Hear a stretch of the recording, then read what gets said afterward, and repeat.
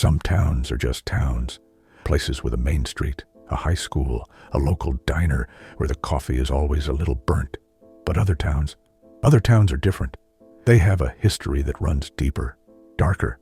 Hawkins, Indiana wasn't just built on secrets. It was built on a fault line to something else, a place of profound and terrifying wrongness. We're about to walk that timeline, from the very first crack to the moment the whole world started to break. Before we dive into the entire Hawkins timeline, a quick question for you. What's one detail from the show that you absolutely cannot stop thinking about? Let us know in the comments. All right, let's pull back the curtain on the town that sleep forgot, starting not in the 80s, but with the quiet, sinister experiments that doomed it from the start. The story of Hawkins's curse doesn't begin with a lost boy or a girl with a shaved head. It begins in the cold, sterile hallways of Hawkins National Laboratory, a place that looked like any other government building from the outside, but on the inside was a cathedral to paranoia. This was the height of the Cold War, a time when the fear of Soviet psychic warfare wasn't just a fantasy. It was a line item in the defense budget, and at the heart of that fear was one man, Dr. Martin Brenner. To his colleagues, he was a brilliant, if unsettling, scientist. To the children he called his own, he was simply Papa. Brenner was the architect of Project MK Ultra in Hawkins, a program with a deceptively simple goal to unlock the latent psychic potential of the human mind and weaponize it. His methods, however, were anything but simple. They were brutal. They involved sensory deprivation, psychedelic drugs, and psychological torture, all in the name of national security. His test subjects were often unwitting volunteers, people drawn in by vague promises and a small paycheck. One of those subjects was a young college student named Terry Ives. Terry wasn't a radical or a spy. She was just curious, maybe a little naive, and unknowingly pregnant. Brenner saw potential in her, but he saw even more in the child she carried. The drugs, the isolation tanks, the endless tests. They weren't just for Terry. Brenner believed they were shaping the fetus inside her, priming it for the immense power he was convinced it could wield. The birth was a blur of medical malpractice and government conspiracy. Terry was told her daughter Jane was stillborn. It was a lie, a clean, cruel cut to sever a bond Brenner couldn't afford to exist. He took the baby, spiriting her away into the depths of the lab, christening her with a new name, a number, 11. For years, this was her entire world. The Rainbow Room, a place that should have been a childhood sanctuary, was instead a classroom for her psychic abilities. The other children, numbered like her, were her siblings in this strange, captive family. Papa Brenner was their god. He controlled everything, what they ate, what they wore, when they slept. He rewarded them for progress and punished them for failure, a twisted form of parental affection that equated love with obedience and power with worth. 11 was his prodigy. Her abilities outshone all the others. She could crush a Coke can with her mind, a simple party trick that hinted at the deep well of power within her. Brenner pushed her relentlessly, demanding more, always more. He wanted her to be a perfect spy, a remote assassin who could eavesdrop on Soviet generals from thousands of miles away. During one such test, blindfolded in the sensory deprivation tank, a terrifying thing happened. 11 didn't just find the Russian agent Brenner wanted. She found something else. In the infinite black void of her psychic projection, she made contact with a creature. It was tall, slender, its head unfolding like a grotesque flower. There was no malice in the first contact, only a chilling, alien curiosity. She was terrified. She screamed, breaking the connection. But Brenner, ever the scientist, wasn't horrified. He was fascinated.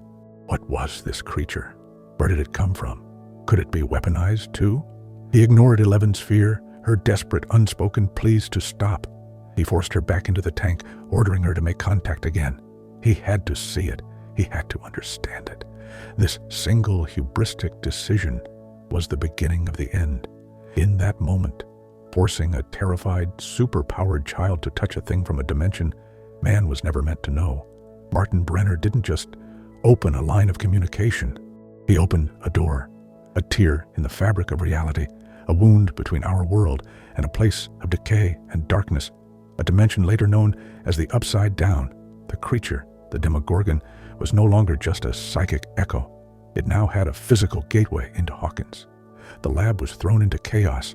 Alarms blared. Scientists screamed. The monster, unleashed and disoriented, slaughtered its way through the facility.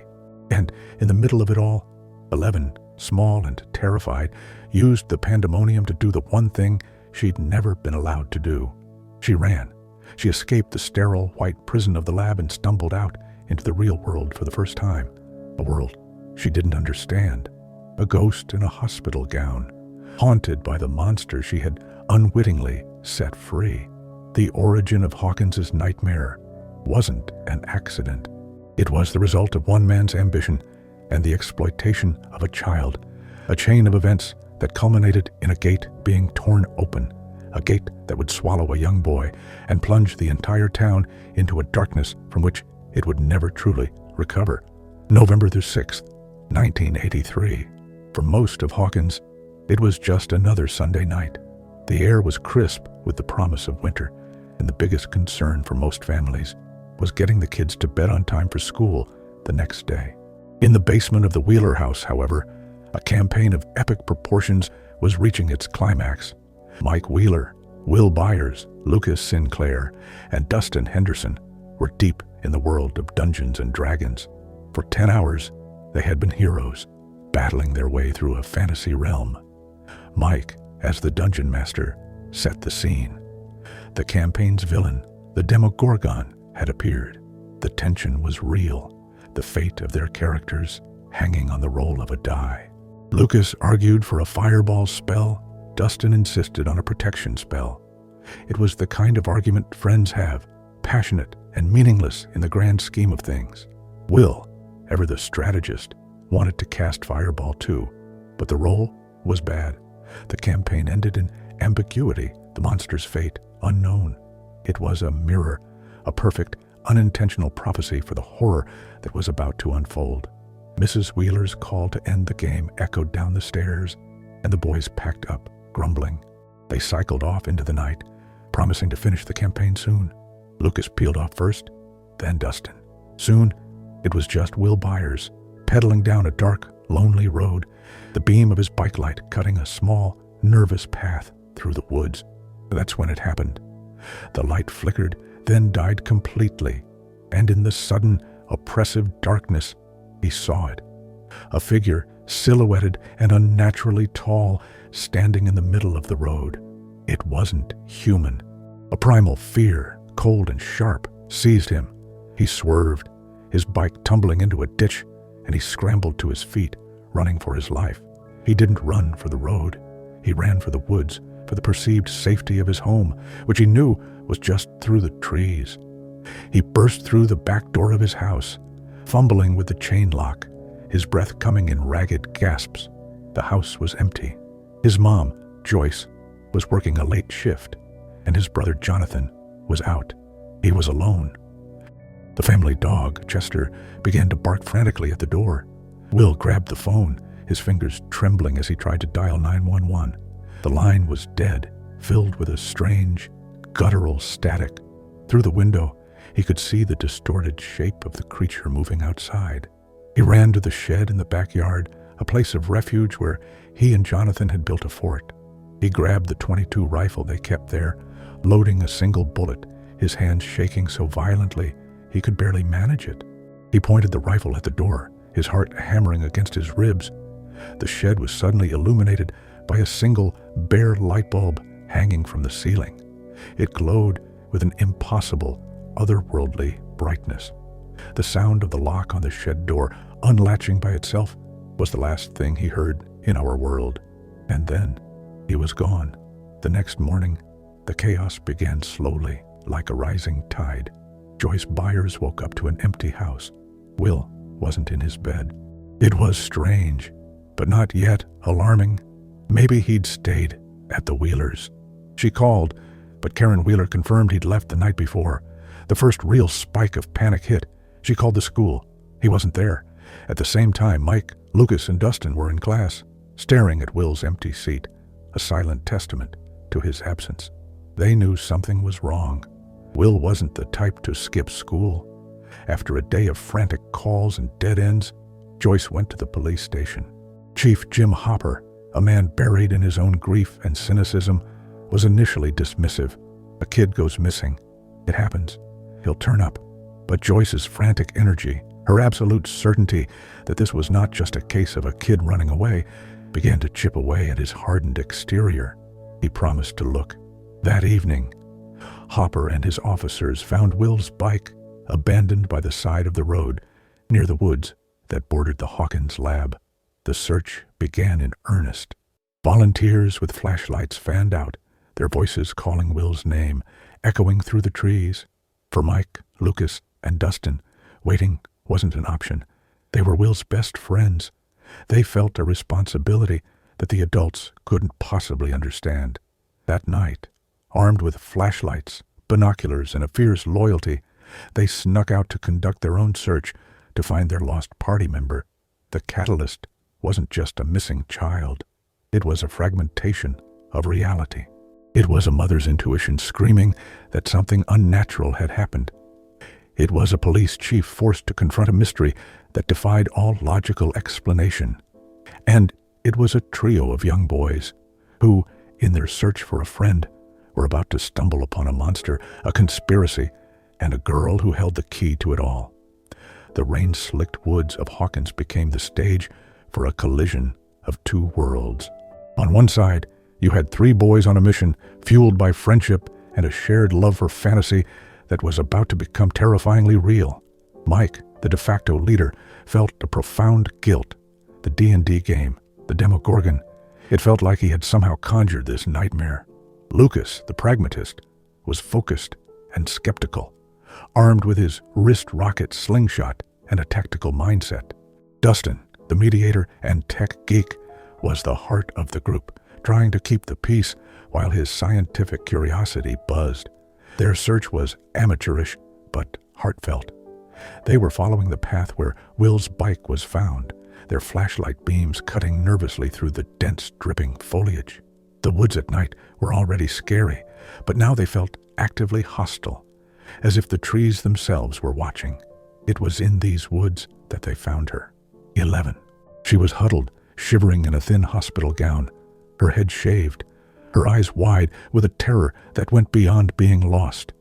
She was like a feral animal, scared of everything and everyone. She didn't speak, only stared. Dustin's first instinct was compassion, offering her a piece of the chocolate he'd packed. Lucas's was suspicion. Where did she come from? Why was she out here alone? Was she dangerous? Mike, however, saw something else in her. He saw a lost soul, someone as scared and alone as he imagined Will must be. He made a decision that would change all of their lives. He brought her home, hiding her in his basement, the same place where their adventure with Will had ended just a night before. He gave her clean clothes and a makeshift bed in a blanket fort. He offered her Eggo waffles, which she devoured with a raw hunger that spoke of long-term deprivation. He tried to communicate, but she was a puzzle. She knew very little of the world, but she recognized Will in a photograph, a flicker of recognition that gave Mike a surge of hope. She pointed to the picture, then to herself, and whispered a single, chilling word: hiding. Meanwhile, the official search operation was ramping up, but it was being subtly and expertly manipulated. Hawkins' lab, under Brenner's direction, was in full damage control mode. They knew their weapon had escaped and that she was connected to the monster that was now loose. Their agents, posing as state officials, descended on the town. They tapped phone lines, including the one at the Wheeler house. They found a piece of Will's clothing near a quarry to misdirect the search. Their goal wasn't to find Will, it was to find 11 and contain the situation before their multi-billion-dollar secret was exposed. The formation of the party, as the boys' group would come to be known, was not a formal declaration. It was forged in the crucible of that first week, They were a single unit, united in their goal to find Will. But the introduction of 11 created immediate and powerful friction. Lucas didn't trust her. Her strange, telekinetic abilities, slamming a door shut with her mind to stop his parents from discovering her, only deepened his fear. He saw her as a weirdo who was distracting them from their true mission. He argued with Mike, their friendship straining under the weight of the secret. Dustin found himself in the middle, fascinated by 11's powers, but also loyal to Lucas's concerns. For Mike, protecting 11 became intertwined with finding Will. He believed she was the key. He saw her not as a threat, but as a victim, someone who needed their help as much as they needed hers. This dynamic defined their early days. The boys' basement became a secret headquarters, a sanctuary where they tried to understand the strange girl who had fallen into their lives. They tried to explain their world to her, using their D&D board as a tool. When they explained that Will was missing, taken to a dark, shadowy place, 11 understood immediately. She flipped the game board over to its black, empty side, placing the wizard figurine on it to represent Will. Then she placed the Demogorgon figure beside it. She was showing them Will wasn't just lost, he was being hunted. The rivalry between Mike and Lucas intensified. Lucas saw 11's powers as a liability, a dangerous variable in an already impossible equation. Mike saw them as their only hope. Their arguments were raw and real, the kind of fights that can break childhood friendships. It was a battle between faith and logic, between Mike's intuitive trust in 11 and Lucas's rational fear of the unknown. The group was fragile, a new alliance constantly on the verge of splintering, held together only by their shared, desperate love for their missing friend.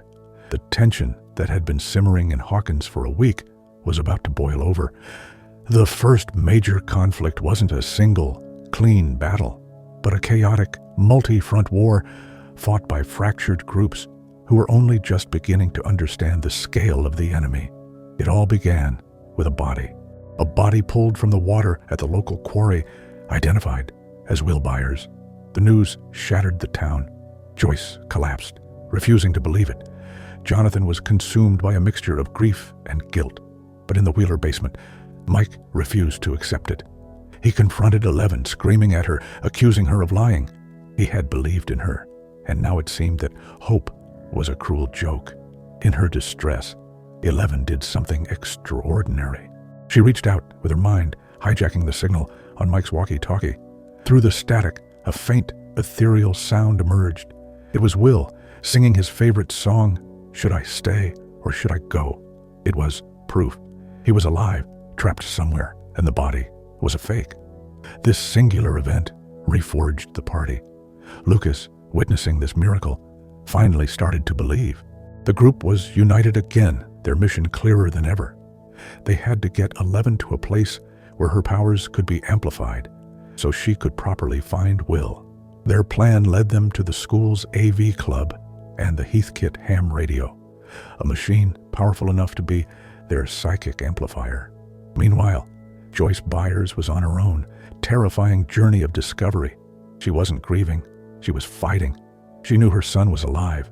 He was communicating with her through the lights in her house, blinking them in response to her questions.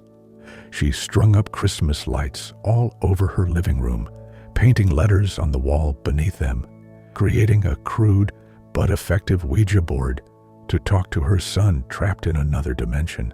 To the outside world, she looked like she was having a complete mental breakdown, but she was the only one who had a direct line to the truth. Hopper, too, was becoming a believer. He had been suspicious about the quarry body from the start. His cop instincts told him the whole scene felt staged. He went to the morgue and, in a grim, visceral moment, cut open the body of Will Byers, revealing it to be a dummy stuffed with cotton. The conspiracy was real. His investigation led him straight to the gates of Hawkins' lab, the source of all the town's strangeness. At the same time, Nancy Wheeler and Jonathan Byers had formed their own unlikely alliance. Haunted by the disappearance of Nancy's friend, Barb Holland, and armed with a photograph Jonathan took that showed a glimpse of the monster, they decided to hunt it themselves. They bought bear traps and ammunition, preparing for a fight against a creature they couldn't comprehend. The climax began when Brenner and his agents, having tracked 11 through the tapped phone lines, descended on the school.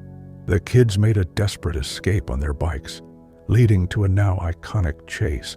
Just as the government vans were about to corner them, 11 unleashed her power on a scale they hadn't seen before.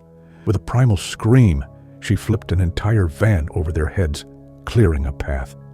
It was a moment of sheer, breathtaking power. They hid out at the junkyard, where Mike and Lucas finally, truly reconciled. But their reprieve was short-lived. They were found again, this time cornered by Brenner himself. Just as all seemed lost, Hopper, having teamed up with a frantic Joyce, arrived. They had made a deal with Brenner. They would give him 11's location in exchange for access to the Upside Down to rescue Will. The final confrontation took place back at the school, while Hopper and Joyce, clad in hazmat suits, ventured into the toxic, decaying nightmare of the Upside Down. Nancy and Jonathan set a trap for the Demogorgon at the Byers' house. The kids, now reunited with Joyce and Hopper's party, were supposed to be safe at the middle school. But the monster, drawn by the scent of blood from their earlier fight, found them there. The lights flickered, the walls buckled, and the Demogorgon smashed into the classroom.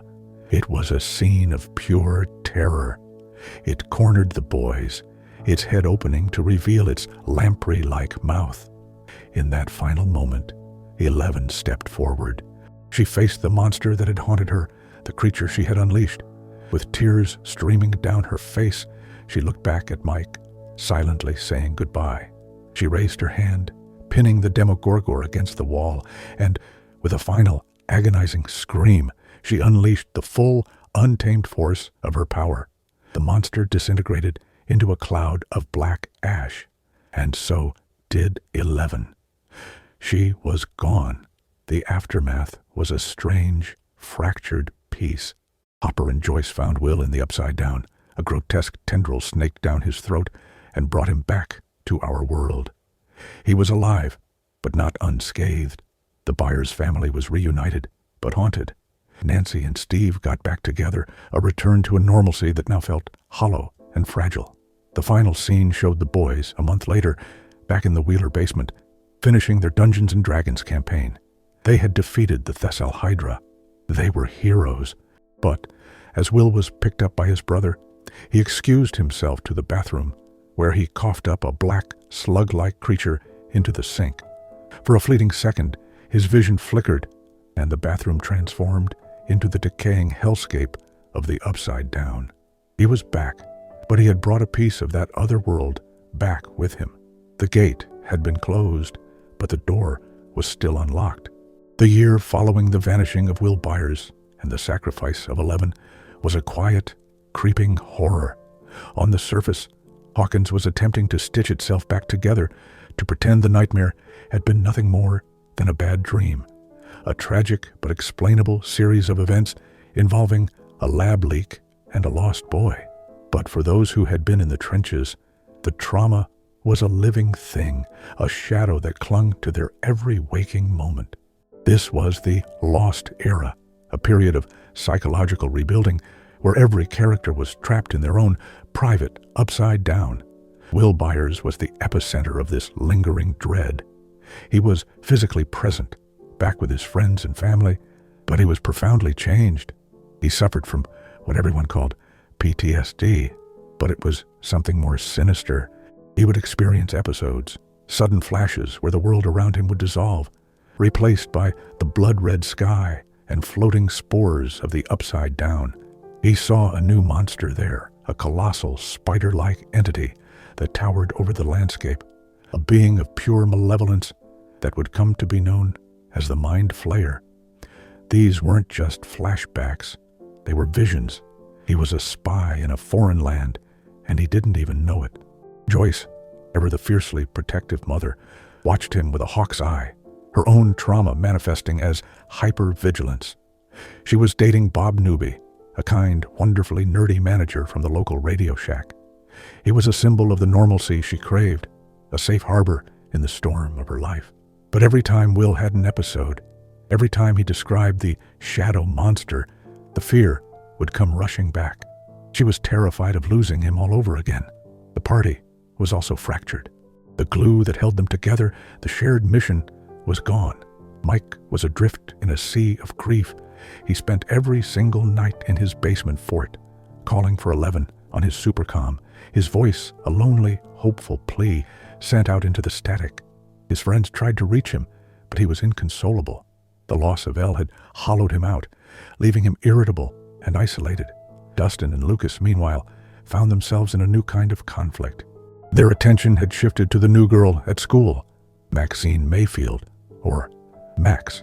She was a fiery, skeptical tomboy from California who was a wizard on the Dig Dug arcade game. Both boys were instantly smitten, and their competition for her affection created a new rift in the group. They were desperate to bring her into their circle, to tell her the truth of what happened last year. But Mike vetoed it. No new members. It was a rule born of his loyalty to the absent 11. Hopper was living a double life. To the town, he was the same old cynical chief. But in secret, he had become a father. He had found 11 in the woods, alive, and had hidden her away in his grandfather's abandoned hunting cabin. It was a prison of safety. He boarded up the windows, set tripwires, and forbade her from ever leaving or contacting her friends. His fear for her safety was so immense, it became its own form of oppression. He was trying to protect her, but he was also stunting her growth, keeping her a secret from the world and from the people she loved most. Their life in the cabin was a domestic drama filled with tension. They argued over TV channels and Morse code lessons. 11, now with a small but growing vocabulary, chafed under his rules. She was a teenager, desperate for connection, for a normal life, for her friends. The isolation was maddening. For Nancy and Steve, the facade of normalcy was paper thin. Steve Harrington, former king of Hawkins High, was trying to be a good boyfriend, but Nancy was unraveling. She was haunted by the ghost of Barb Holland, by the lie they were all forced to live. The guilt was eating her alive. Their relationship, once the pinnacle of high school social status, was now a fragile construct built on a foundation of shared trauma and unspoken truths. It was a period of intense psychological exploration. Each character was wrestling with their own demons. Will was a vessel for a coming storm. Mike was lost in mourning. Hopper was paralyzed by a protective fear. 11 was a prisoner of love. And the rest of the group was trying and failing to pretend that they could ever go back to being normal kids again. The quiet was deceptive. It wasn't peace. It was the deep breath before the plunge. The new threat didn't announce itself with a roar. It seeped into Hawkins like a poison. It began in the soil. All over town, pumpkin patches were turning black and rotten from the inside out, covered in a strange, viscous slime. It was a blight that defied explanation, a small agricultural mystery that was actually the first sign that the Upside Down was not just a parallel dimension, but an invasive one. The ecosystem of that other place was beginning to terraform their own. Will's episodes were intensifying. They were no longer just fleeting visions. They were becoming more vivid, more terrifying. He wasn't just seeing the mind flayer, he was feeling its presence. He drew it, over and over again, dozens of pages of black crayon, a sprawling, chaotic map of tendrils and shadows. He couldn't explain what he was drawing, only that he had to get it out. It was a compulsion, an image burned into his mind. Joyce, seeing these drawings, knew this was more than PTSD. This was a message. The true reemergence of the threat happened on Halloween night. While the boys were out trick-or-treating, dressed as the Ghostbusters, Will had his most powerful vision yet. He found himself standing alone on the street, the world around him shifting into the familiar hellscape of the Upside Down. But this time, the shadow monster wasn't just on the horizon. It was there, in front of him. It descended from the sky, a terrifying vortex of black smoke and red lightning. Mike, remembering what he'd told Will months before, to face his fears, shouted for him to stand his ground. It was the worst possible advice. Will stood, screaming at the monster to go away. In that moment of defiance, the creature saw its opening. A tendril of black smoke shot out, invading Will's body, pouring down his throat, possessing him. The connection was made. The mind flayer had its spy. Back in the world of the living, Will woke up, trembling. But the boys dismissed it as just another episode. They had no idea that their friend was now a puppet, his mind and body a host for the very entity that wanted to consume their world. Dustin, in a moment of terrible coincidence, discovered a new species of his own. He found a strange, pollywog-like creature in his trash can. Fascinated, he named it D'Artagnan, or Dart, and decided to keep it as a pet, hiding it from his friends. He didn't know that the small, seemingly harmless creature he was feeding nougat was in fact an infant Demogorgon, a creature that had crossed over when Will coughed up the slug a year prior. The suspense began to build on multiple fronts. Will's behavior grew more erratic. He complained of being cold, demanding the windows be closed, and the thermostat cranked up, even on a warm day. The mind flayer, a creature of a cold, decaying world, couldn't stand the heat. His drawings became more frantic, a sprawling map that Joyce and Hopper began to piece together on the walls and floor of the buyer's home. They realized it wasn't just chaos. It was a map of tunnels, a vast network spreading beneath Hawkins, all originating from a single point, the lab. Hopper, armed with a shovel, went to one of the blighted pumpkin patches and started digging. He found it. A tunnel, slick with slime and organic matter, a fleshy, breathing extension of the Upside Down, right under their feet. Meanwhile, Eleven's isolation in the cabin reached its breaking point. After a massive fight with Hopper, she found a box of his old files from his days as a city detective. Inside, she found the files on Terry Ives, her birth mother. Using her powers in a psychic void, she reached out and found her. Terry was catatonic, living with her sister Becky, forever repeating a litany of words: breathe, sunflower, rainbow, 3 to the right, 4 to the 50. 11 didn't understand it, but she knew she had to find her. It was the first clue to her own past. The new threat was subtle and insidious. It wasn't a single monster hunting in the woods. It was a hive mind, an intelligence spreading its influence through the soil, through a boy, and through a new generation of monsters. The pieces were all there: the rotting pumpkins, the cryptic drawings, the secret pet, the psychic visions. The strange events were no longer isolated incidents. They were symptoms of a sickness that had taken root deep beneath the town, a sickness that was using Will Byers as its eyes and ears, patiently waiting for the right moment to emerge from the shadows and attack. The arrival of Max Mayfield and her stepbrother, Billy Hargrove, was a social earthquake that shook the foundations of the Hawkins friend groups. They weren't just new characters. They were catalysts for conflict, exposing the fault lines that had formed in the year since Eleven's disappearance. Max, with her cool California vibe and impressive arcade skills, immediately caught the attention of both Dustin and Lucas. Their budding friendship was quickly transformed into a rivalry, a competition to see who could impress her more. They broke the cardinal rule of the party, never lie to the group, by telling her bits and pieces of the previous year's events without consulting Mike. This created a significant internal rift. Mike, still in mourning for Elle, was openly hostile to Max. He saw her as an outsider, an intruder, trying to take a place in their party that wasn't hers to take. His resentment wasn't really about Max herself. It was about his own grief and his unwavering loyalty to Elle. Every time he looked at Max, he was reminded of who was missing. His coldness created a barrier, pushing Dustin and Lucas further away as they tried to integrate Max into their world.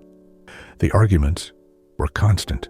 "She's not one of us," Mike would insist, while Lucas and Dustin argued that they needed to move on, that they couldn't live in the past. The chemistry of the original four was fundamentally disrupted, their unity replaced with suspicion and competing allegiances. While the kids dealt with their social strife, a more menacing human element was introduced in the form of Billy. He was pure, distilled teenage aggression. With a chip on his shoulder and a cruel streak born from the abuse he suffered at the hands of his own father, Billy became a new antagonist for the older teens. He immediately targeted Steve Harrington, seeing him as the king of Hawkins High, whose throne he wanted to usurp. Their rivalry played out in basketball games and in the school hallways, a classic high school power struggle. But Billy's cruelty also had a more personal target, his stepsister, Max. He terrorized her, his control over her a dark reflection of the control his father had over him. This dynamic directly impacted the main plot. When Lucas tried to tell Max the truth about Will and the Upside Down, Billy intervened, threatening Lucas and forbidding Max from ever seeing him again. He was a human gatekeeper, preventing the party from fully reforming and sharing the information they desperately needed to connect. The new threat of the Mind Flayer was exploiting these very divisions. As Will became more and more possessed, his friends were too busy arguing to see the severity of his condition. While Dustin was secretly raising Dart, and Lucas and Mike were fighting over Max, Will was being drawn deeper into the Mind Flayer's web. The entity was learning through him, studying the kids, their relationships, their weaknesses. It understood that a divided enemy was an easy one to conquer. The internal conflicts weren't just a subplot. They were a key part of the Mind Flayer's strategy. The social chaos mirrored the ecological chaos happening beneath the town. The arrival of Nancy's new partner in crime, Murray Bauman, a disgraced journalist turned conspiracy theorist, further complicated things. He helped Nancy and Jonathan get justice for Barb by leaking an edited recording of Dr. Owens from Hawkins' lab, forcing the government to publicly acknowledge a toxin leak and shut the lab down for good.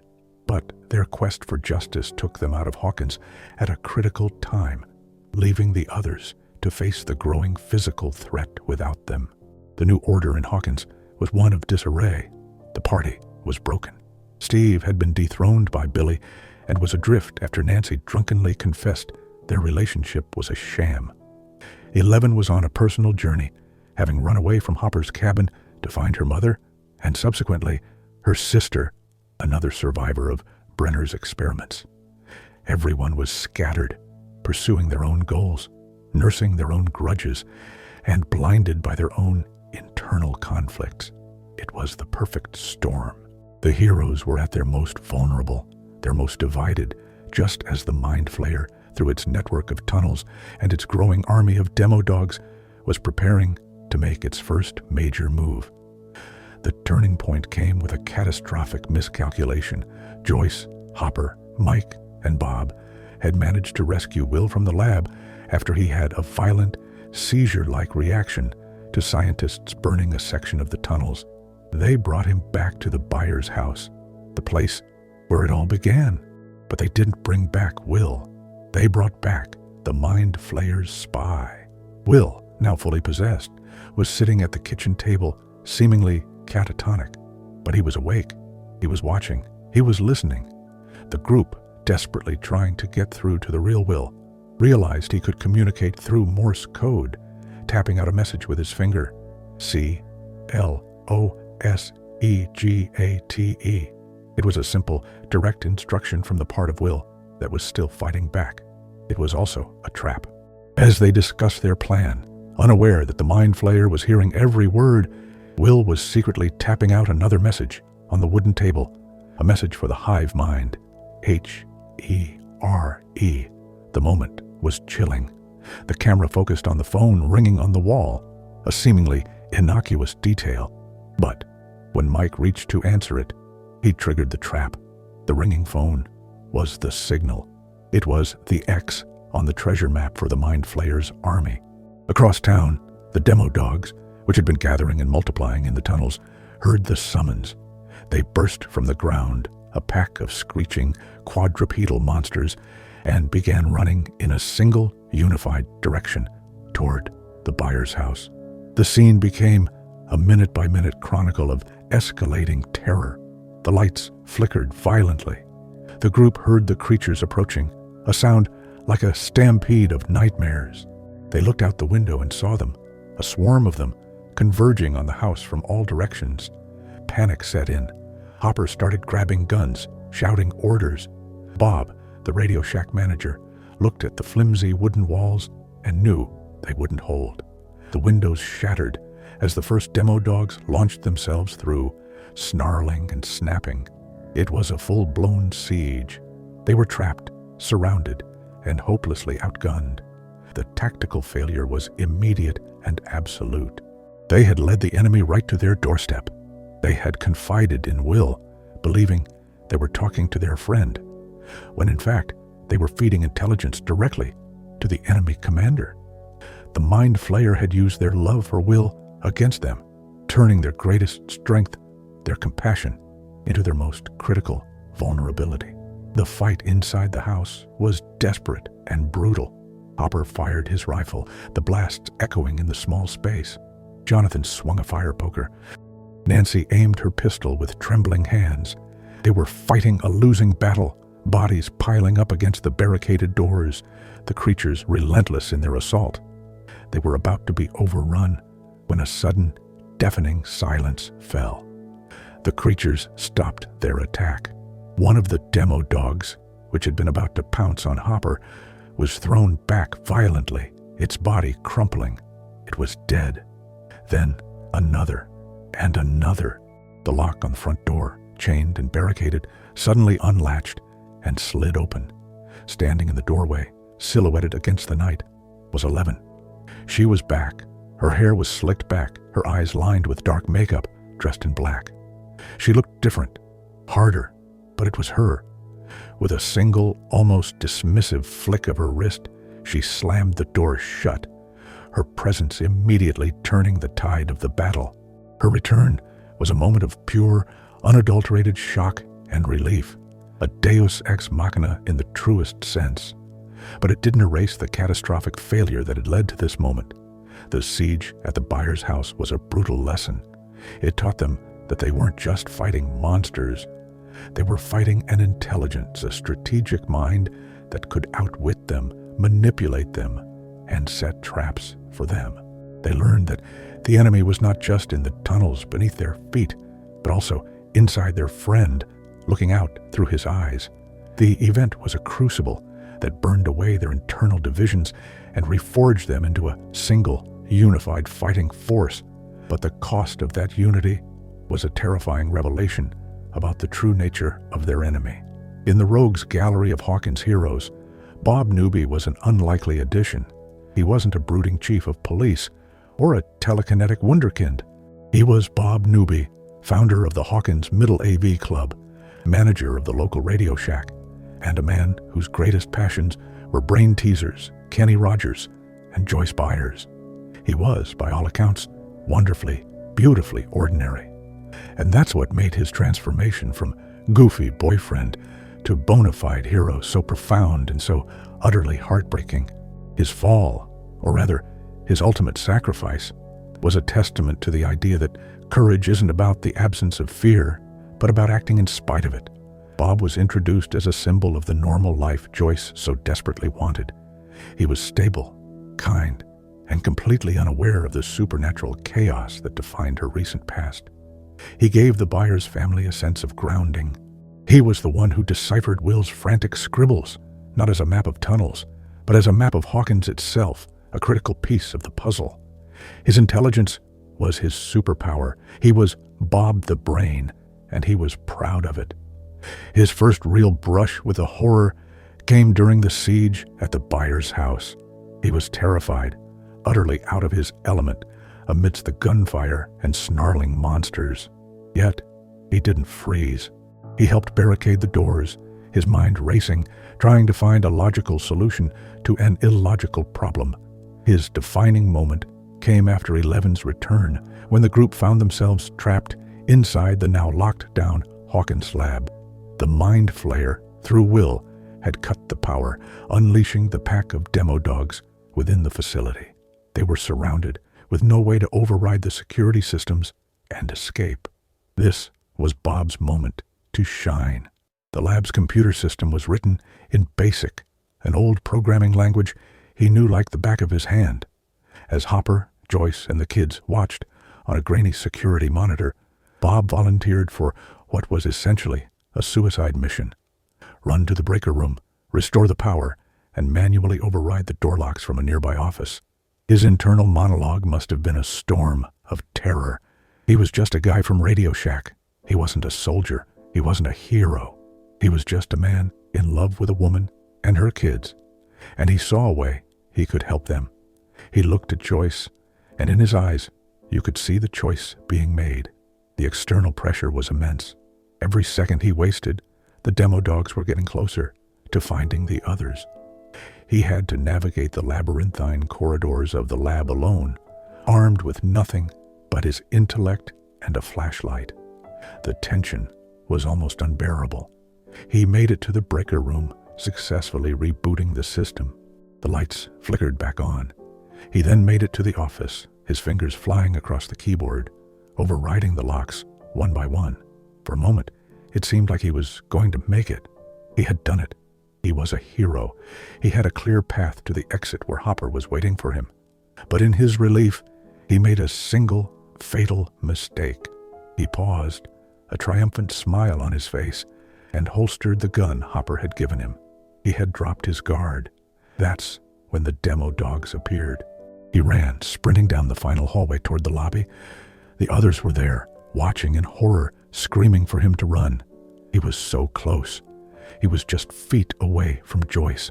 But the creatures were faster. They tackled him, swarming him, tearing him apart right in front of her. His final choice was not a single decision, but a series of them. The choice to volunteer, the choice to run into the darkness, the choice to face his fear for the people he loved. His death was brutal and shocking, a stark reminder of the real, physical stakes of their fight.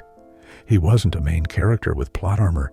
He was a good, decent man who was simply in the wrong place at the wrong time, and his courage cost him everything.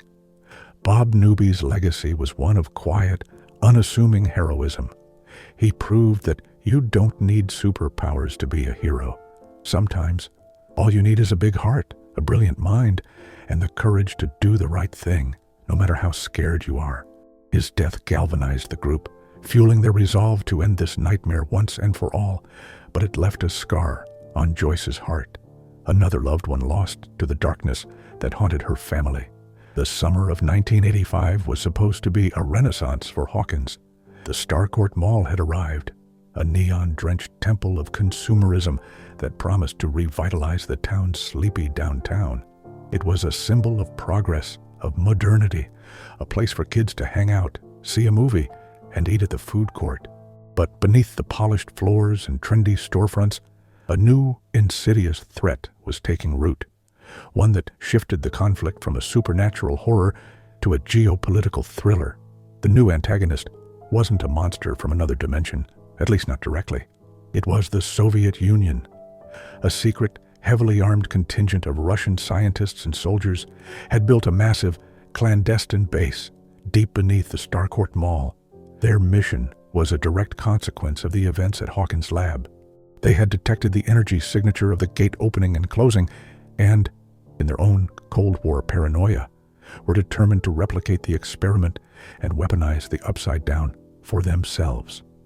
Their machine, which they called the Key, was a colossal laser drill, tearing a new hole into reality, a new gate that the Mind Flayer could exploit.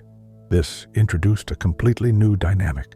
The enemy was no longer just a pack of mindless monsters, but a disciplined, well-funded foreign military operating on U.S. soil.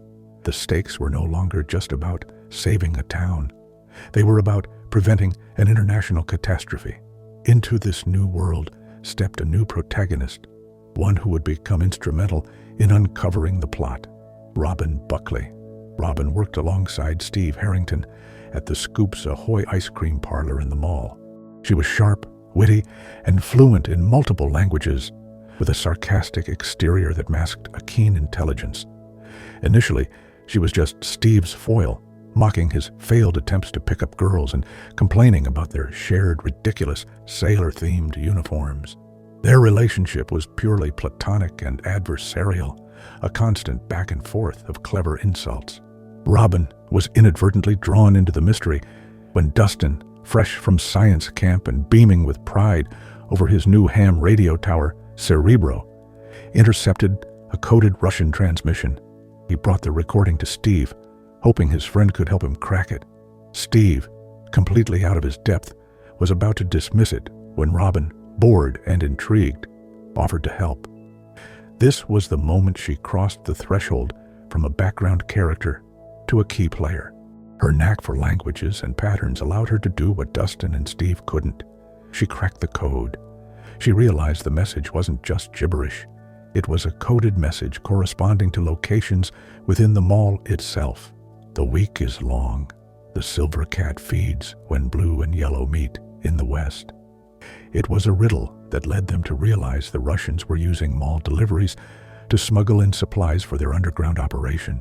Robin's introduction fundamentally altered the story's trajectory. She brought a new kind of intelligence to the group, not the scientific knowledge of Dustin or the strategic mind of Lucas, but a linguistic and deductive prowess that was perfectly suited to this new conspiracy-driven plot. She became the third member of what fans would affectionately call the Scoop Troop, alongside Steve, Dustin, and Lucas's younger sister, Erica, who they had to bribe with ice cream to crawl through the vents. Robin's presence also had a profound impact on Steve's character development. Their shared experience, from spying on suspicious Russians to being captured and interrogated, forged a deep, powerful bond between them. In a quiet, vulnerable moment, while they were tied up and drugged with truth serum, Steve confessed he had a crush on her, only for Robin to gently reveal to him that she was a lesbian. It was a groundbreaking moment for the show, and a beautiful, tender scene of acceptance and friendship that solidified their place as one of the series' best duos. Robin wasn't just a plot device to crack a code.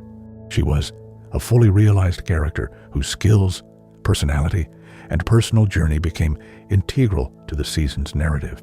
She, along with the hidden Russian base, represented a significant escalation, shifting the story of Hawkins from a local paranormal event to a global Cold War flashpoint, proving that the horrors facing the town were now coming from both above and below.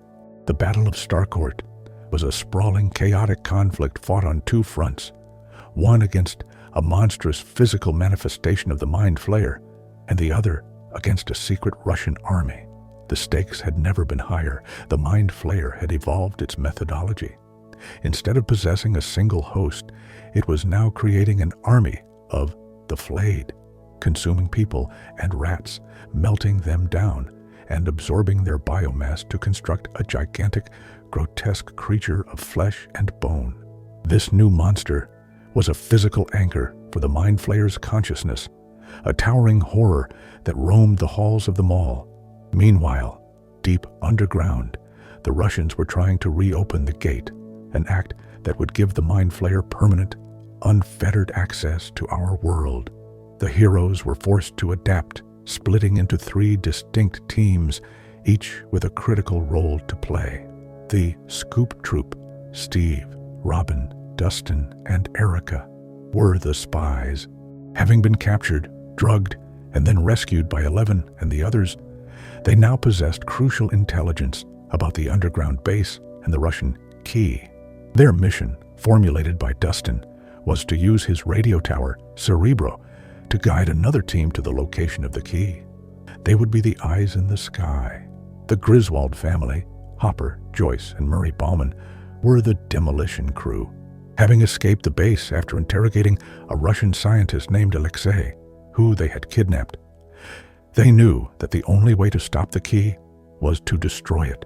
Their plan was to infiltrate the base, steal the ignition keys from the command center, and trigger a shutdown that would cause the machine to self-destruct. closing the gate in the process. They were the ground assault team. The Hawkins heroes, 11, Mike, Will, Lucas, Max, Nancy, and Jonathan, were the monster hunters. Their job was the most direct and dangerous: to distract, fight, and survive the physical manifestation of the mind flayer above ground. They were the bait. 11, whose powers had been a reliable trump card in the past, was at a disadvantage. The mind flayer, having flayed Billy and used him as its primary lieutenant, knew her. It targeted her specifically, and during an earlier confrontation at Hopper's cabin, a piece of the monster had embedded itself in her leg, draining her strength. The battle began. The Scoop Troop raced to the highest hill in Hawkins to set up Cerebro. The Griswold family, disguised in stolen Russian uniforms, snuck back into the underground base. The Hawkins heroes prepared for a siege at the mall, using fireworks as weapons against the creature. The plan immediately started to fall apart. Dustin couldn't get a clear signal to guide the ground team. The mind flayer, using its psychic connection, found 11 and the others at the mall, cornering them. Hopper and Joyce, with Murray's help, managed to get into the control room, but were faced with a platoon of soldiers led by a ruthless Russian enforcer. The fight was a masterclass in coordinated, cross-cut action. Above ground, the kids launched a barrage of fireworks at the mind flayer monster, a desperate and surprisingly effective strategy. The creature reeled, its flesh sizzling, but it was relentless. It cornered them, and Billy, fully under the mind flayer's control, captured 11 and brought her to the center of the mall, presenting her as a sacrifice to the monster. Below ground, Hopper fought the Russian enforcer in a brutal hand-to-hand brawl right next to the spinning superheated drill of the key. The heroes had to adapt on the fly. Dustin, realizing he couldn't reach the ground team, used his radio to contact his long-distance girlfriend Susie to get Planck's constant, a number needed to open the safe containing the ignition keys. This led to a surreal life-or-death musical number as they sang the theme from The Never-Ending Story over the radio, a moment of levity in the midst of absolute chaos.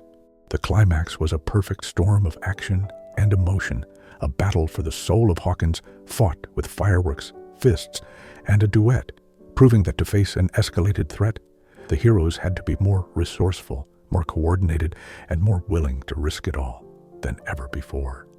The victory at Starcourt Mall was not a clean one. It was a victory paid for in blood and sacrifice, leaving wounds that would never fully heal.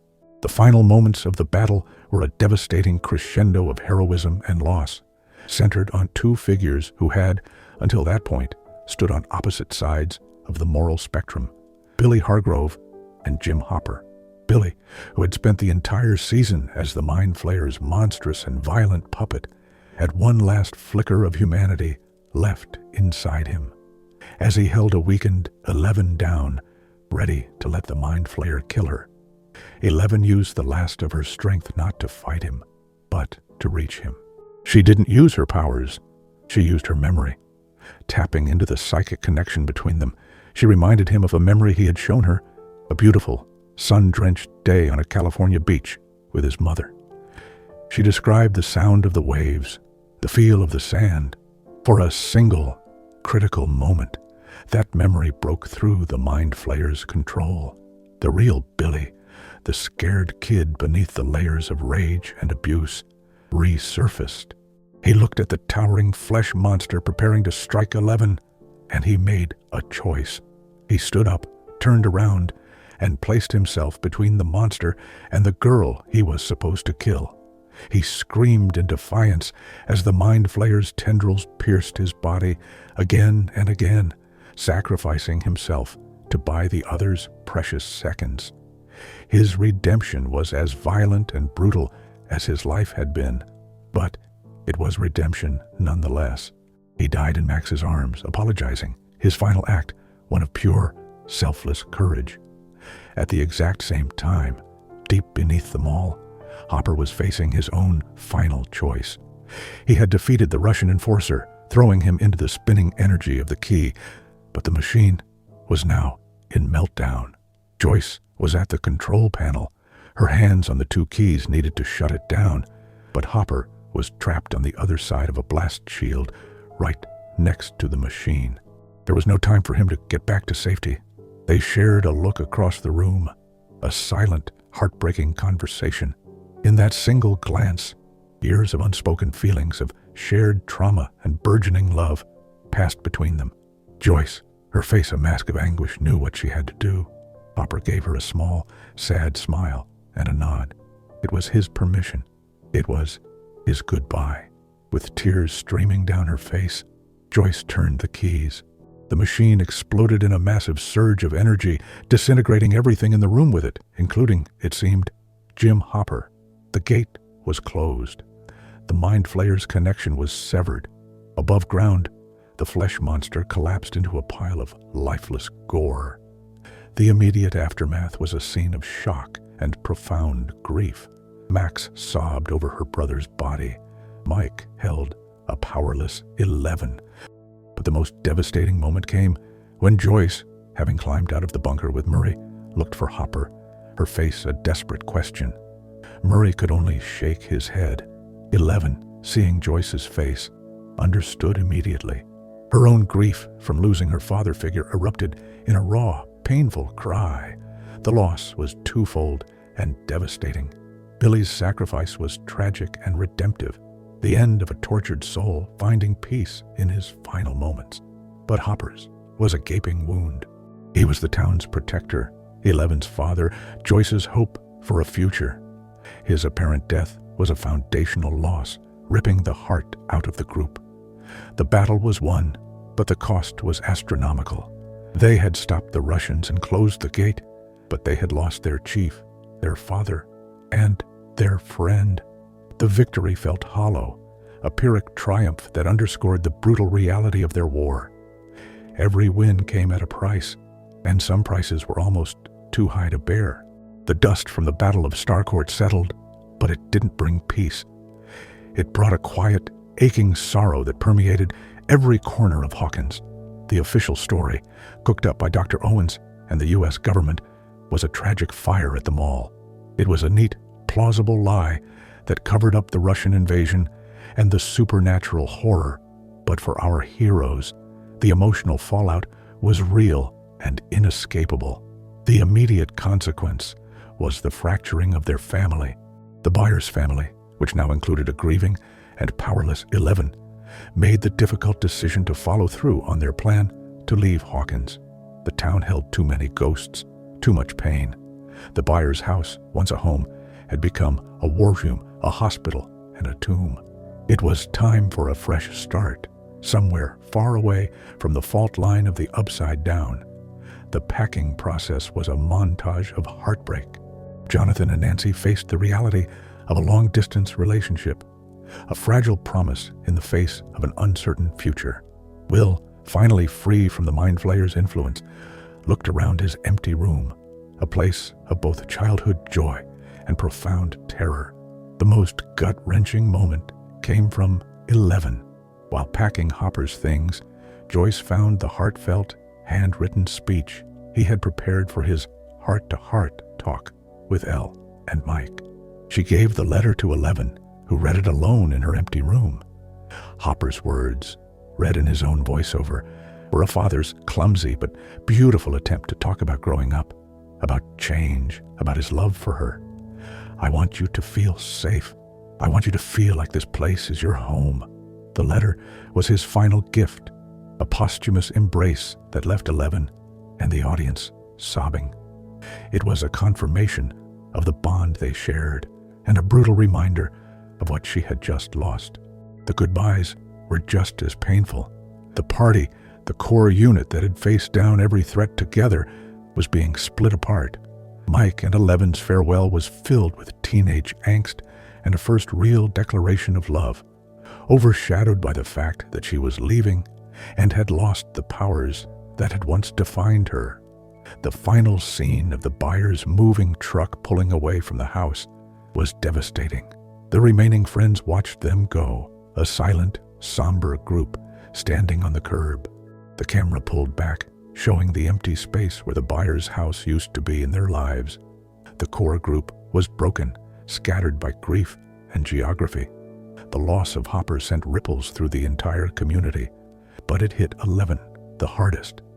She was now an orphan for a second time, having lost her father figure just as she was beginning to understand what having a father meant, and compounding her grief was the loss of her powers.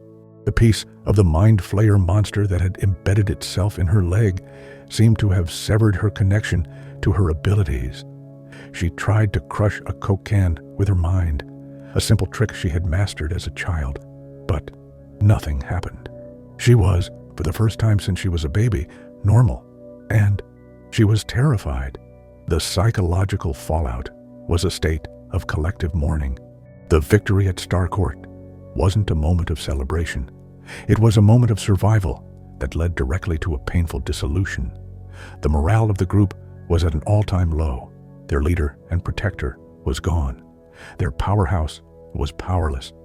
Their home base was an empty lot.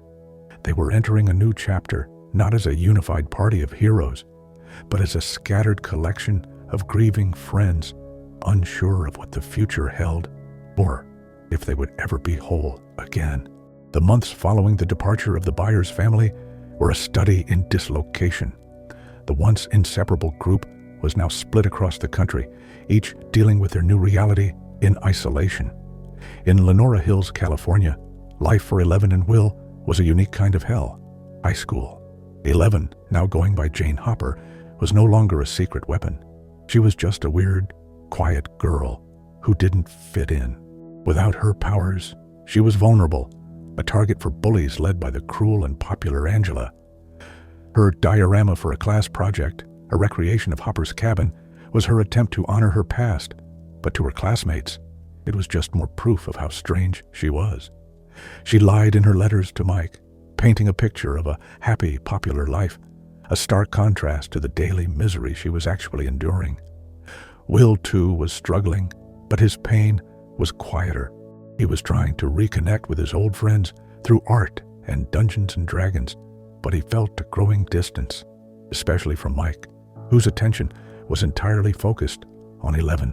He also felt a lingering connection to the Upside Down, a feeling in the back of his neck that told him the danger was not as far away as they thought. Back in Hawkins, the rest of the party was navigating the social minefield of high school. Lucas had found a new tribe on the basketball team, desperate to shed his nerd reputation and achieve popularity. This created a rift with Mike and Dustin, who remained devoted to their D&D group, the Hellfire Club, led by the charismatic and rebellious metalhead, Eddie Munson. The group was fractured, their D&D sessions now a point of conflict rather than unity, especially with the championship basketball game scheduled for the same night as the culmination of their campaign.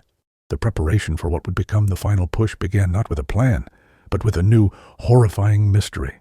A cheerleader named Chrissy Cunningham went to Eddie Munson to buy drugs, but she wasn't looking for a high. She was looking for an escape from the terrifying visions that were haunting her. A creepy grandfather clock, a voice calling her name, her own dark past manifesting as grotesque monsters. In Eddie's trailer, she was lifted into the air by an unseen force, her limbs contorting and snapping, her eyes sucked back into her head. She died in a gruesome, impossible way. Eddie, terrified and now the prime suspect in a murder he didn't commit, went on the run. This was the first move of the new villain, Vecna. The Hawkins crew, led by Dustin and Max, immediately knew this wasn't an ordinary murder. They began their own investigation, piecing together clues that led them to believe a new monster from the Upside Down was responsible. Their rallying the troops moment was a desperate search for Eddie, believing he was the only witness who could help them understand what was happening. Meanwhile, a completely separate preparation was underway. Joyce received a mysterious package from Russia containing a porcelain doll. Inside was a cryptic note. She enlisted Murray Bauman's help, and they discovered the message was from a renegade Russian guard, informing them that Hopper was alive and a prisoner in a Kamchatka gulag. Their mission became a high-stakes international rescue operation, completely disconnected from the horror brewing back in Hawkins. The third front of preparation involved 11. After she was humiliated by Angela at a roller rink and subsequently arrested for hitting her with a roller skate, she was intercepted by Dr. Sam Owens. He presented her with a terrible choice: face juvenile hall or come with him to a secret facility to participate in the Nina Project, a radical and dangerous experiment designed to restore her powers. He warned her that her friends in Hawkins were in grave danger, and she was their only hope. Reluctantly, she agreed, leaving a confused Mike behind as she was whisked away to a silo in the Nevada desert. She found herself face to face with a ghost, Dr. Martin Brenner. He was alive, and he was the architect of Nina.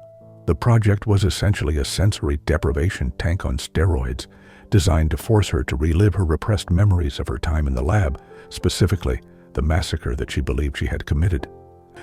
The final push was not a unified charge. It was a splintering, a scattering of the heroes onto 3 separate, desperate paths. The Hawkins crew was hunting a new monster. Joyce and Murray were on a covert mission to Russia, and 11 was on a painful psychological journey into her own past, racing against time to reclaim the power she needed to save a future she couldn't yet see.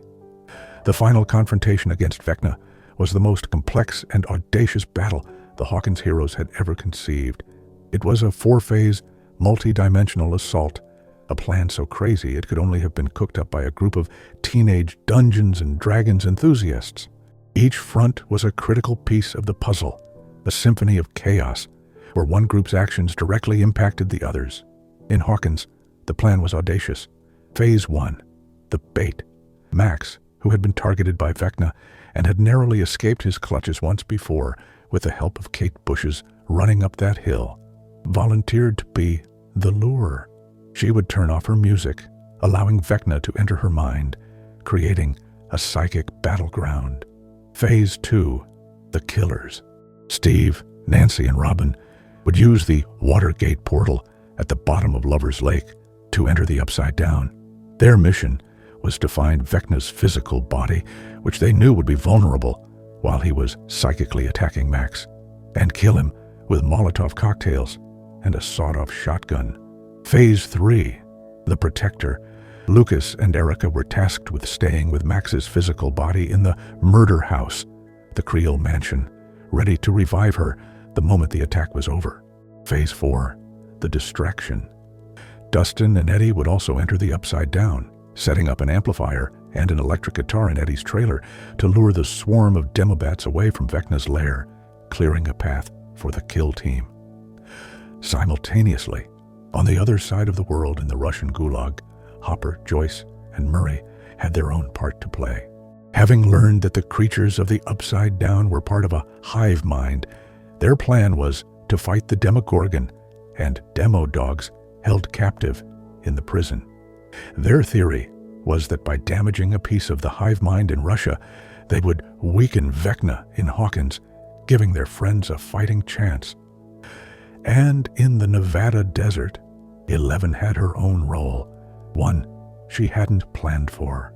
Having regained her powers and uncovered the truth that Vecna was actually Henry Creel, also known as Number 1, the orderly she had banished to the Upside Down years ago, she used a makeshift sensory deprivation tank to piggyback into Max's mind. She would fight Vecna on his home turf, a psychic warrior defending her friend's consciousness. The battle began, and immediately everything went wrong. Eddie's most metal concert ever successfully drew the bats, but they were more numerous and more violent than anticipated, swarming the trailer and forcing him and Dustin to fight for their lives. In the Creel house, Lucas's jock nemesis, Jason Carver, burst in. Believing Lucas was part of a satanic ritual, he fought Lucas, destroying Max's Walkman and cutting off her lifeline to reality. In Russia, the Demogorgon proved to be a nearly unstoppable force, cornering Hopper and Joyce. Inside Max's mind, 11 was initially successful, but Vecna, empowered by the chaos, overpowered her pinning her to the psychic remnants of the buyer's house, slowly beginning to consume her. He revealed his master plan. He didn't just want to kill people. He needed to kill 4 people to create 4 gates, which would merge and tear Hawkins apart. Max was his final victim. The interweaving perspectives were frantic. As Vecna began to break Max's bones in the real world, Mike, watching 11 struggle, finally screamed the words she needed to hear. "I love you." The emotional blast gave her the strength to break free and blast Vecna back, but it was too late. Vecna had already started the process. Back in the Upside Down, Steve, Nancy, and Robin, seeing Vecna's body start to revive, unleashed their attack. They set him on fire, Nancy riddling his body with shotgun blasts, sending him crashing out of the attic window. Eddie, in a final act of heroism, cut the rope back to our world and faced the bat swarm alone, sacrificing himself to buy his friends more time. Hopper, using a recovered sword, finally slew the Demogorgon in Russia. The separate battles reached their bloody, chaotic conclusions almost simultaneously, a testament to the group's insane but brilliant planning and their refusal to give up, even when every part of the plan had failed. The moments directly following the multi-front assault were a dizzying mix of victory and horror. In the Upside Down, Steve, Robin, and Nancy watched as Vecna's burning body vanished, seemingly destroyed. They had done it. They had won. In Russia, Hopper and Joyce, standing amidst the carnage of the prison yard, shared a long-awaited, tender kiss, a moment of quiet resolution after years of turmoil. But back in Hawkins, the victory was revealed to be a devastatingly hollow one. It was a Pyrrhic victory in its purest, most tragic form. Max, despite Eleven's intervention, had been in Vecna's grasp for too long. In Lucas's arms, her bones broken and her eyes bleeding, she confessed she couldn't see or feel anything. Her heart stopped. For over a minute, she was clinically dead. She was Vecna's 4th and final victim. In that moment, his plan came to fruition.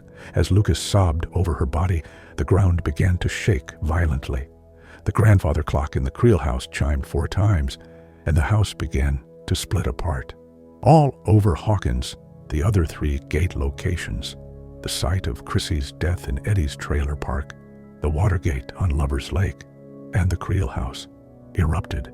4 massive, fiery fissures tore through the town, converging on the downtown library, carving a cross-shaped wound into the very heart of Hawkins. The gates didn't just open, they merged, ripping a permanent, bleeding scar between our world and the Upside Down. The reunion of the scattered heroes was bittersweet and grim. 11, using her powers, managed to find Max in the void and restart her heart. But she couldn't bring her mind back. Max was alive, but she was in a coma, her consciousness seemingly erased. The California crew, Mike, Will, Jonathan, and Argyle, finally arrived in Hawkins, not to a hero's welcome, but to a disaster zone. The town was in chaos, with the official story being a catastrophic 7.4 magnitude earthquake, a lie that felt flimsy even to the most oblivious residents. The reunion of the party in the hospital waiting room was somber. They had faced the apocalypse and had, in a very real sense, lost. Their friend was lying in a coma, a fate perhaps worse than death. And then came the other devastating news. Dustin, his leg broken, limped to find Eddie's uncle, delivering the gut-wrenching news of his nephew's death.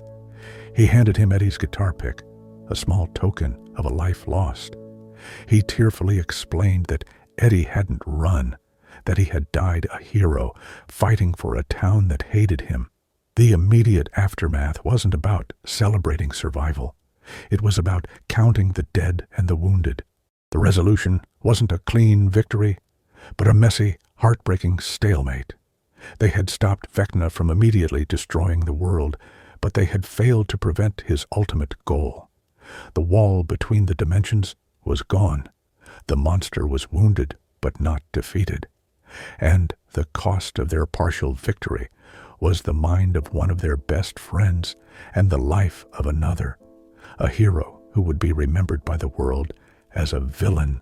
The final scene of this immediate aftermath was one of quiet dread, a group of friends reunited in body but shattered in spirit, staring at a future that looked darker than ever before. The true cost of the battle against Vecna wasn't fully understood in the immediate aftermath of the earthquake. It unraveled slowly, painfully, over the next 2 days, revealing a loss far greater than they could have imagined. The personal losses were immense and tragic. Max lay in a hospital bed, her body broken, her limbs in casts, her eyes bandaged. The doctors were baffled. Her heart had stopped and then restarted, but there was no brain activity. She was a shell, a living monument to Vecna's cruelty. Lucas sat by her bedside, reading to her, holding her hand, hoping for a miracle that showed no signs of coming. Her potential fate, to be trapped in a coma indefinitely, her mind lost to the void, was a unique and terrifying form of suffering that hung over the entire group. The loss of Eddie Munson was a different kind of tragedy. While the small circle of friends knew he was a hero who had sacrificed himself for them, the rest of Hawkins, and by extension the media, had already convicted him. He was vilified, his name synonymous with the satanic cult panic that had gripped the town. News reports painted him as the leader of a murderous cult, responsible for the deaths and the earthquake. His name was dragged through the mud, his sacrifice erased, his legacy twisted into that of a monster.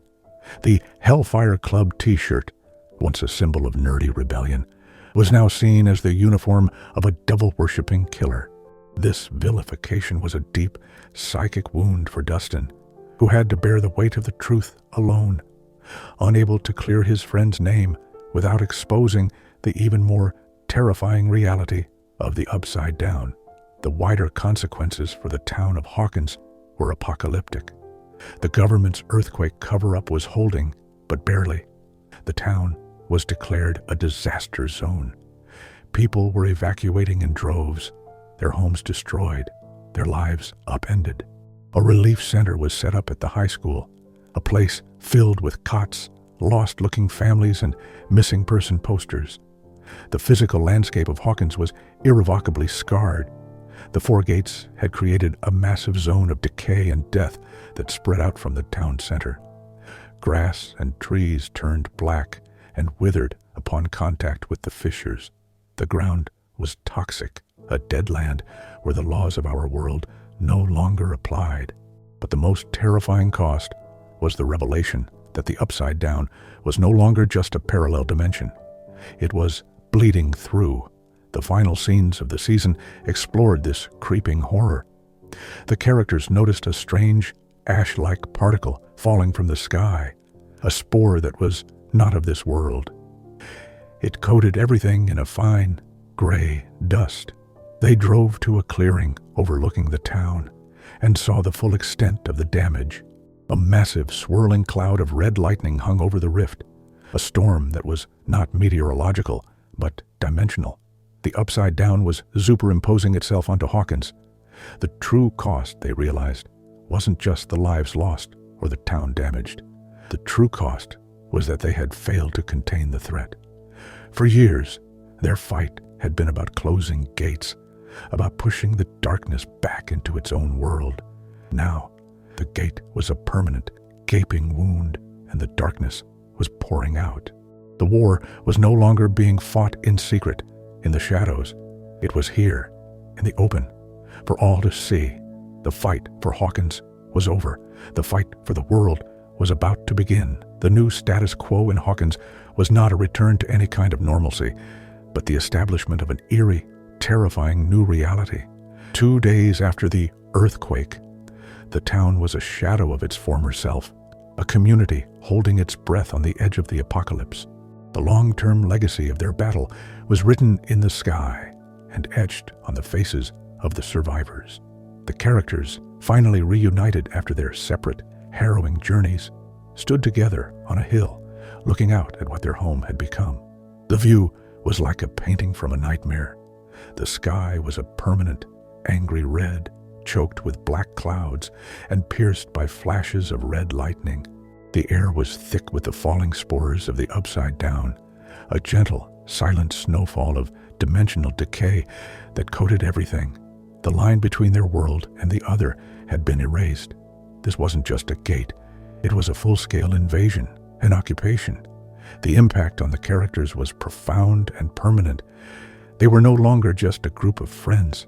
They were soldiers in a war that had finally come home. Will, his connection to the hive mind now more active than ever, could feel Vecna. He could feel that he was hurt, but that he was still alive, rebuilding his strength, and that he wouldn't stop until he had taken everything and everyone. The look of grim certainty on his face confirmed their worst fears. This was not the end. It was, at best, the end of the beginning. 11, despite regaining her powers, looked out at the scene with a sense of dawning horror and responsibility. She had fought this evil since she was a child, had banished it once, had battled its physical forms, and yet, here it was, consuming her world. The battle had permanently changed her from a frightened girl into a determined warrior, but the scale of the fight ahead was daunting, even for her. The lasting scars were both physical and psychological. The town of Hawkins was literally broken, a disaster zone with a supernatural cancer growing at its center. The community was fractured, with many residents having fled, leaving behind a ghost town populated by the traumatized and the stubborn. The psychological scars on the main characters were even deeper. They had seen friends die. They had seen them vilified. They had seen them left in mindless comas. The innocence of their childhood D&D campaigns was a distant, painful memory. They were veterans of a secret war, and their youth had been a casualty. The new status quo was one of grim resolve. There was no more running, no more hiding. The Upside Down was here. The final shot of the group looking out over the corrupted landscape, a field of vibrant flowers turning black and decaying at their feet, was a powerful visual metaphor for their new reality. The beauty and normalcy of their world was dying, being actively consumed by the encroaching darkness. Their home was now the front line. The legacy of their struggle was not victory, but the clear, undeniable understanding that the final battle was yet to come, and it would be fought not in the shadows or in other dimensions, but right here on their own soil, for the fate of everything they had ever known. The journey of Hawkins began with a single missing boy and a crack in reality, a secret buried beneath a government lab. It evolved into a fight against monsters in the woods, a battle against a hive mind in the tunnels, a Cold War conspiracy in a shopping mall, and finally, a multi-dimensional war against a psychic god. Through it all, the heart of the story was never the monsters, but the small-town kids, the grieving mother, and the cynical cop who were forced to become heroes. They fought, they lost, they sacrificed, and they grew, bound together by a friendship that proved stronger than any force from another dimension. They taught us that the greatest weapon against the darkness is not superpowers, but the love we have for one another. And now, they stand on the precipice, looking out at a world where the darkness is no longer hidden, where the Upside Down is not a shadow world, but a creeping, all-consuming reality. With the final battle looming, what does a true victory even look like anymore? And after so much has been lost, what will be left of Hawkins to save?